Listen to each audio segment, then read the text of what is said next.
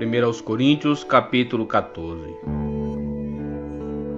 Que o amor seja seu maior objetivo.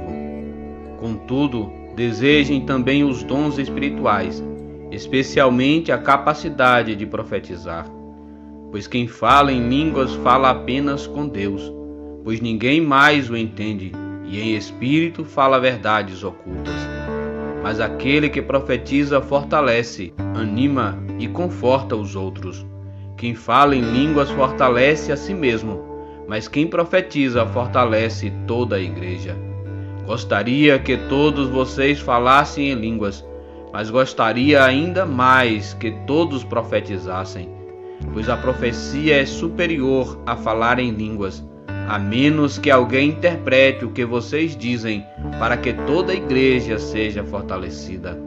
Irmãos, se eu for visitá-los e falar em línguas, em que isso os ajudará? Mas se eu lhes trouxer uma revelação, um conhecimento especial, uma profecia ou um ensinamento, isso lhes será proveitoso.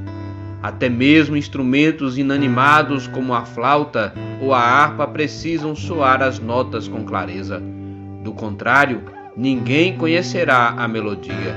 E se a trombeta não emitir um toque nítido, como os soldados saberão que estão sendo convocados para a batalha? O mesmo acontece com vocês. Se usarem palavras incompreensíveis, como alguém saberá o que estão dizendo? Será o mesmo que falar ao vento. Há muitos idiomas no mundo, e todos têm sentido. Mas se eu não entendo um idioma, sou estrangeiro para quem o fala, e ele é estrangeiro para mim. O mesmo se aplica a vocês. Uma vez que estão ansiosos para ter os dons espirituais, busquem os dons que fortalecerão a igreja toda. Portanto, quem fala em línguas deve orar pedindo a capacidade de interpretar o que é dito. Pois se oro em línguas, meu espírito ora, mas eu não entendo o que estou dizendo. Então, o que devo fazer? Orarei no espírito e também orarei em palavras que entendo. Cantarei no espírito e também cantarei em palavras que entendo. Pois se louvarem apenas no espírito, como poderão louvar com vocês aqueles que não os entendem? Como poderão agradecer com vocês se não entendem o que estão dizendo? Vocês darão graças muito bem, mas não fortalecerão aqueles que os ouvem. Dou graças a Deus porque falo em línguas mais que qualquer um de vocês. Contudo, numa reunião da igreja, prefiro dizer 5 palavras compreensíveis que ajudam os outros a falar 10.000 palavras em outra língua. Irmãos, não sejam infantis no entendimento dessas coisas. Sejam inocentes como bebês com relação ao mal, mas sejam maduros no entendimento. Pois as Escrituras dizem: falarei a este povo em línguas estranhas e por meio de lábios estrangeiros. Mesmo assim, este povo não ouvirá, diz o Senhor.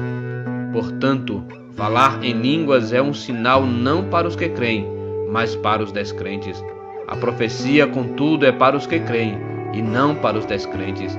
Ainda assim, se descrentes ou pessoas que não entendem essas coisas entrarem na reunião de sua igreja e ouvirem todos falarem em línguas, pensarão que vocês são loucos. Mas se todos vocês estiverem profetizando e descrentes ou pessoas que não entendem essas coisas entrarem na reunião, serão convencidos do pecado e julgados por aquilo que vocês disserem. Ao ouvirem, os pensamentos secretos deles serão revelados, e eles cairão de joelhos e adorarão a Deus, declarando: de fato, Deus está aqui no meio de vocês.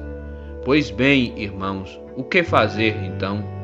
Quando vocês se reunirem, um cantará, o outro ensinará, o outro revelará, um falará em línguas e outro interpretará o que for dito.